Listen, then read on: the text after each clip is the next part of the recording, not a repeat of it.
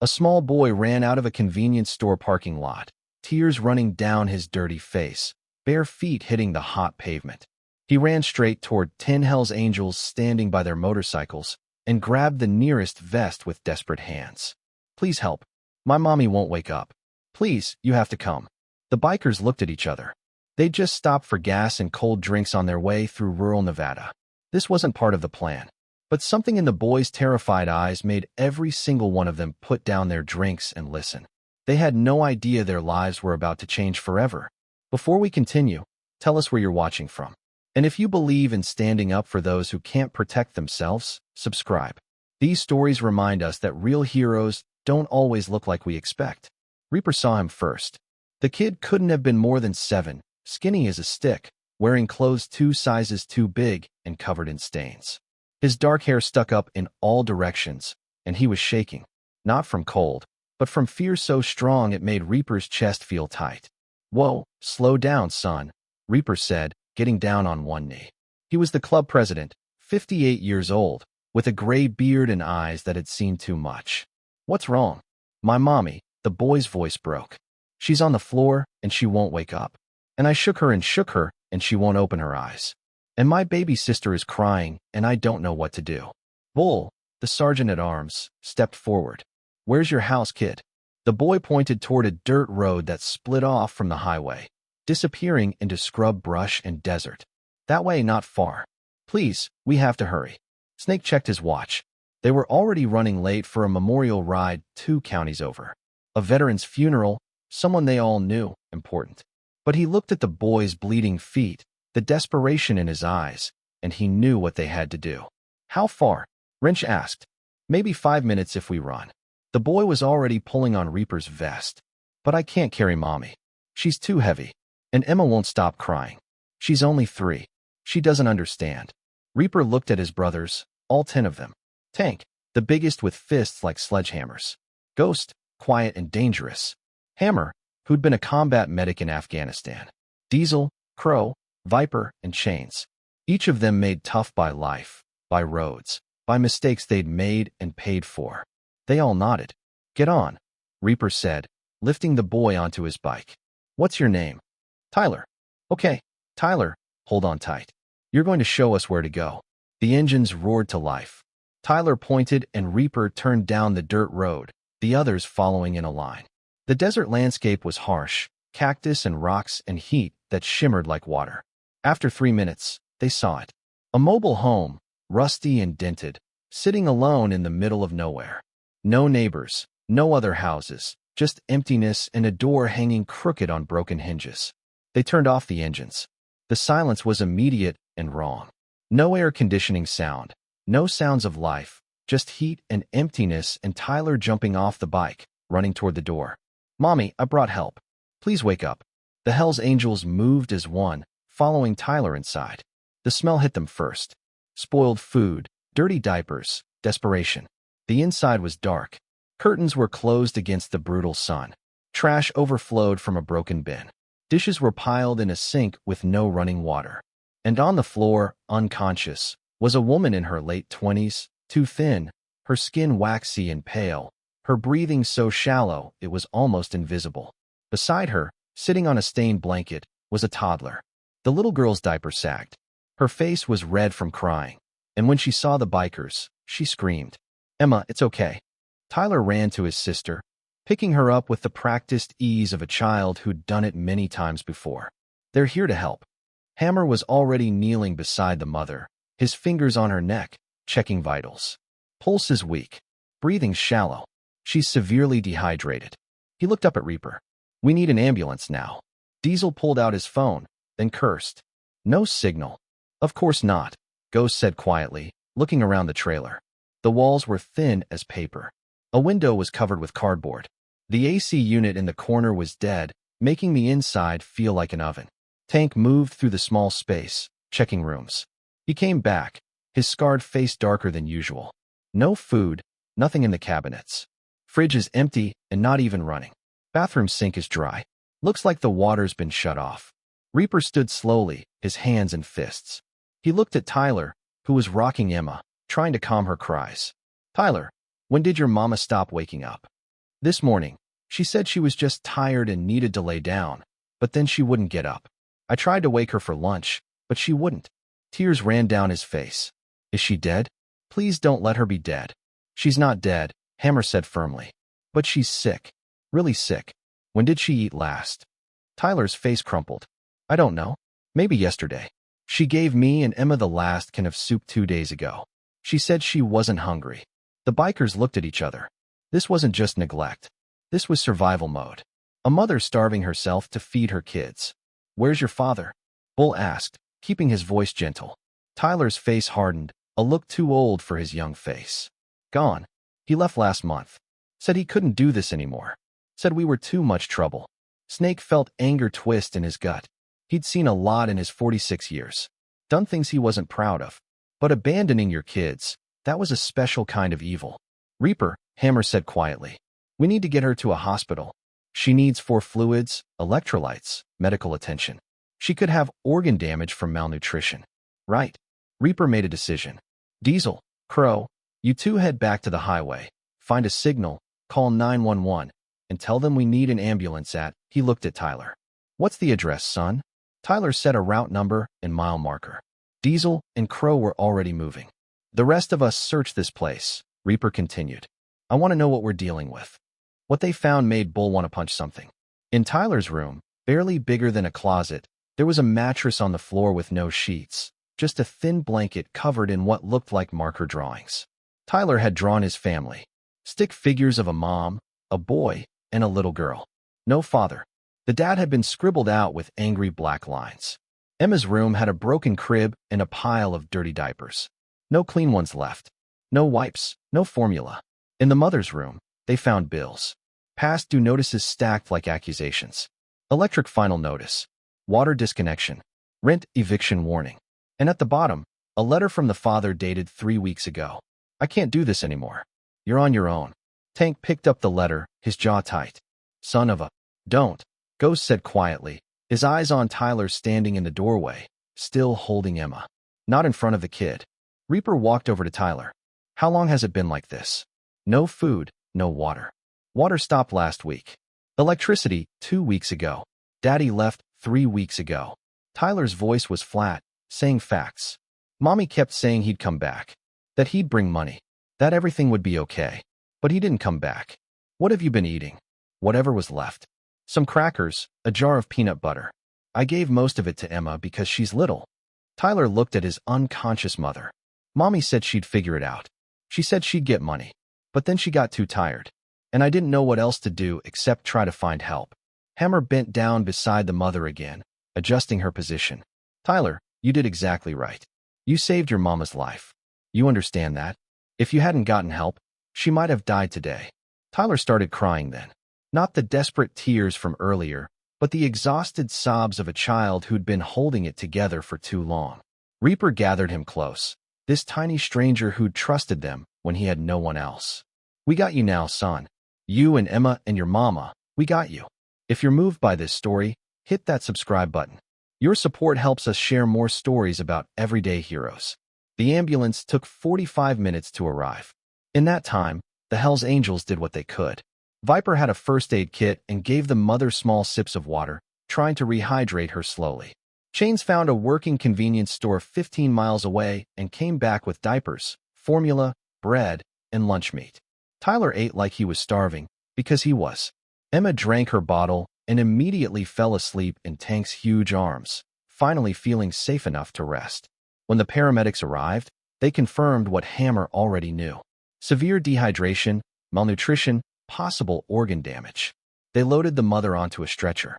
The children, one paramedic said, they'll need to go into protective services. No, Tyler screamed, trying to run after his mother. We stay together. You promised. Reaper caught him gently. Hey, easy. Nobody's splitting you up. But he said. I know what he said. Reaper looked at the paramedic. These kids have family. They're with us. The paramedic looked skeptical at 10 bikers in leather and patches. Are you relatives? We're their family now, Bull said flatly. That's all that matters. It doesn't work like that. Child services will need to. Then call them. Ghost interrupted. Call whoever you need. But these kids stay with us until their mother wakes up. Non-negotiable. The paramedics looked at each other. One of them shrugged. Your funeral, but someone's coming to check on this. As they loaded the mother into the ambulance, Tyler climbed in beside her. I'm coming too. Son, the paramedic started.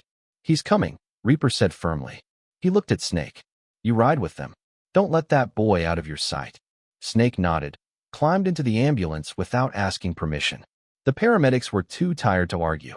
After they left, the remaining bikers stood in the hot desert heat, looking at the broken-down trailer that had been this family's home. So Diesel said, What now? Reaper looked at the trailer, at the eviction notice on the door, at the emptiness of everything. Now we fix this. They spent the next 3 hours calling in favors. Wrench knew an electrician who owed him money. He called in the debt, and the guy agreed to get the power back on.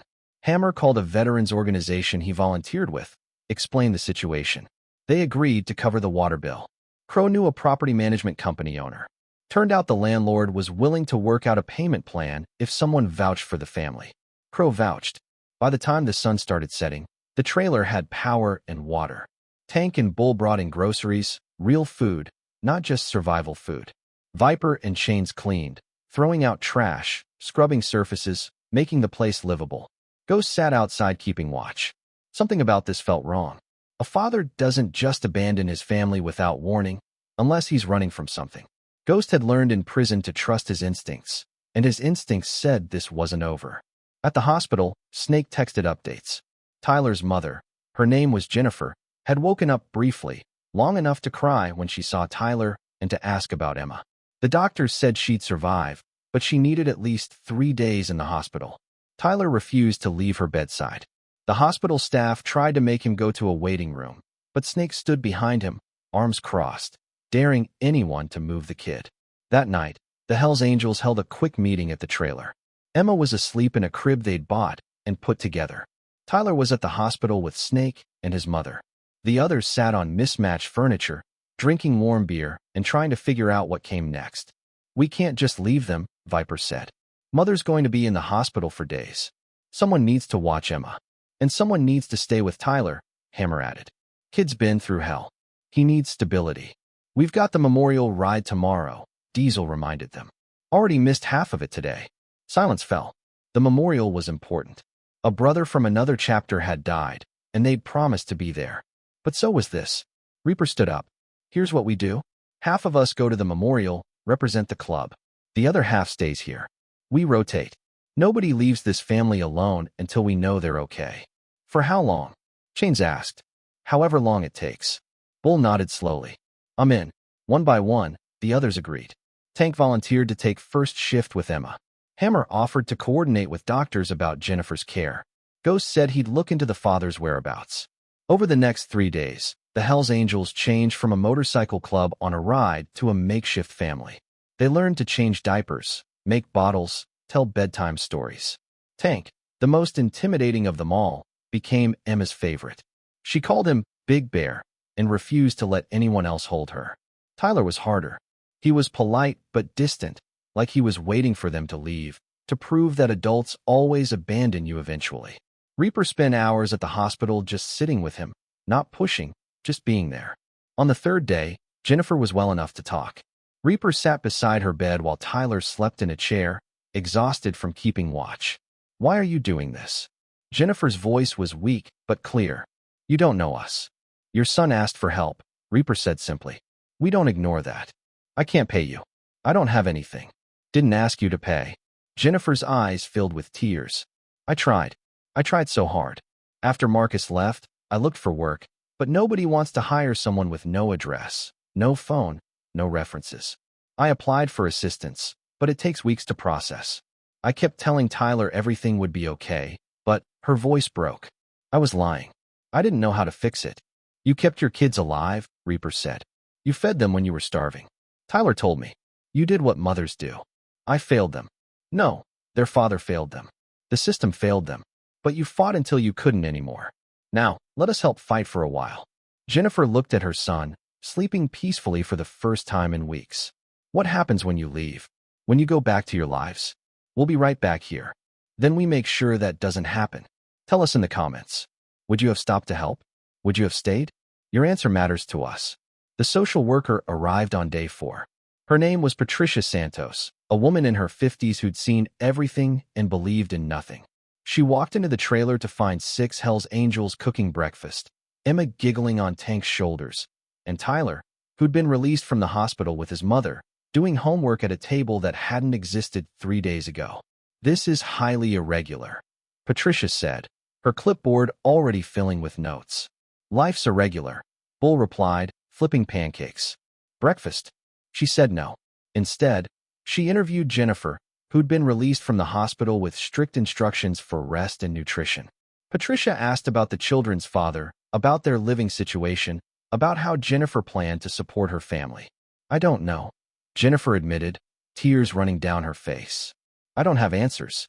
But these men, they've been helping. They've given us food and paid our bills and watched my children. And they're bikers," Patricia interrupted. "Members of a motorcycle club. Do you understand what that means? It means they were there when nobody else was." Tyler spoke up from his homework. "When Daddy left and Mommy got sick and I was scared, they came. They stayed." Patricia looked at the boy, at the clean clothes he wore, at the food on his plate, at the way he sat protectively close to his mother. "Tyler, has anyone hurt you? Made you uncomfortable?" "No." Tyler's voice was fierce. "They're good people. Better than the people who were supposed to help us." The social worker spent 2 hours checking everything. She looked in the refrigerator, the water pressure, the electricity. She spoke with each biker individually, running background checks on her tablet. Finally, she sat down with Reaper outside. "3 of you have records. Assault, drug charges, 1 weapons violation. All in the past," Reaper said. "We did our time. Changed our lives. The system doesn't trust bikers with vulnerable children. The system didn't show up when these kids were starving. We did." Patricia was quiet for a long moment. "I should remove the children. Standard procedure. Mother was unconscious. Home was unlivable. Father abandoned them. Should. But will you?"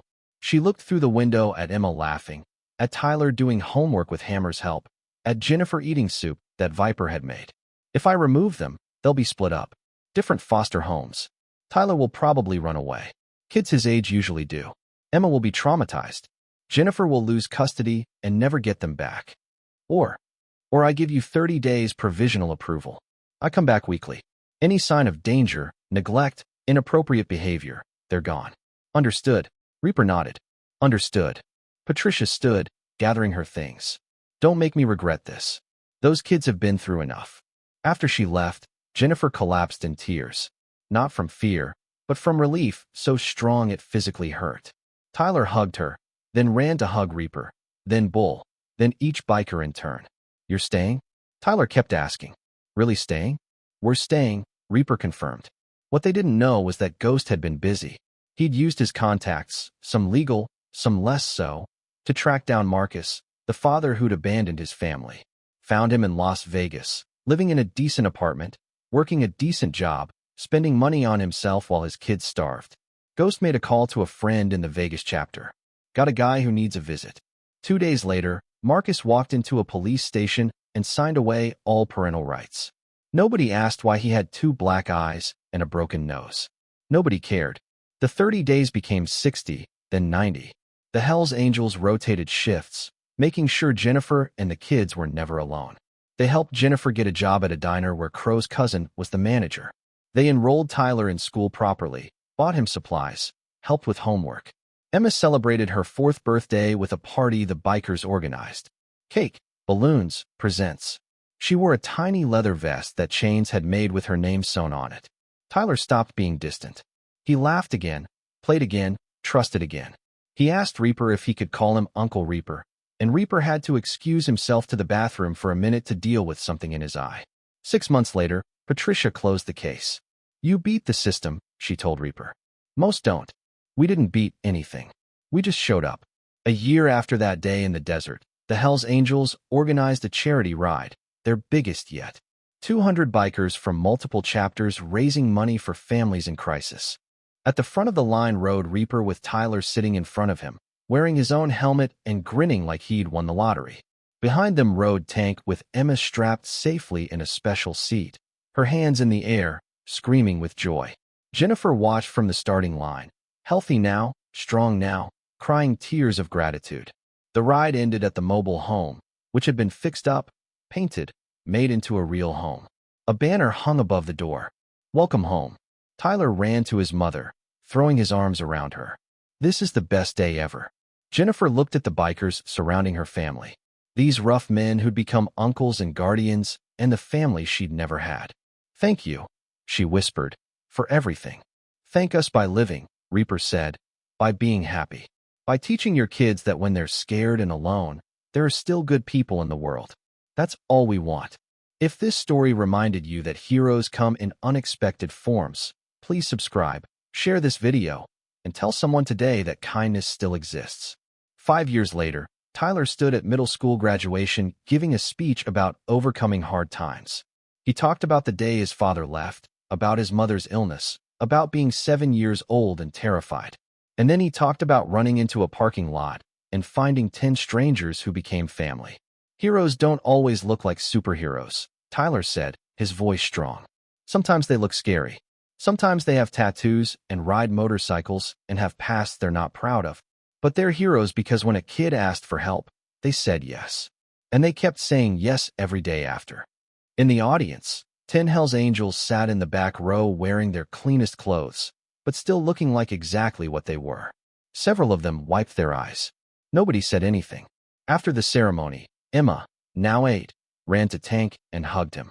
"When I grow up, I want to ride motorcycles and help people just like you." Tank, this huge man who'd spent time in prison and done things he regretted, knelt down and said quietly, "Then that's what you'll do, and we'll teach you." Jennifer stood with Reaper, watching her children laugh and play, healthy and safe and loved. "I never said it enough. Thank you for that day, for every day after." "You said it plenty," Reaper replied. "But if you really want to thank us, there's one more thing. Anything. We're starting a foundation, helping families in crisis before they fall apart. We need someone who understands what it's like. Someone who survived it." Jennifer's eyes widened. "You want me to? We want you to help us help others. Pay it forward." She nodded, unable to speak. The foundation called Tyler's Hope launched 3 months later. In its first year, it helped 40 families. Emergency food supplies, rent assistance, job placement, counseling. Everything Jennifer and her kids had needed but couldn't find until 10 bikers appeared in a parking lot. 10 years after that desert day, Tyler joined the Hells Angels as a prospect. At 21, he'd earned it. Not through family connection, but through character. Reaper stood beside him as he received his vest, thinking about the terrified 7-year-old who'd grabbed his jacket and begged for help. "Proud of you, kid," Reaper said quietly. "Learn from the best," Tyler replied. Emma was in high school now, volunteering with Tyler's Hope, planning to study social work in college. She wore her childhood leather vest sometimes, the one that said, "Honorary Hells Angel," as a reminder of where she came from and who saved her. Jennifer married eventually, a good man who worked for the foundation, who understood trauma and healing, who never tried to replace the family the Hells Angels had become. The mobile home was long gone, replaced by a modest house the foundation helped purchase. But Jennifer kept one thing from those desperate days. The marker drawing Tyler had made on his thin blanket. Stick figures of a mom, a boy, and a little girl. She'd added to it over the years. 10 more stick figures on motorcycles surrounding the family, protecting them. On the anniversary of that day, every year, the Hells Angels gathered at Jennifer's house.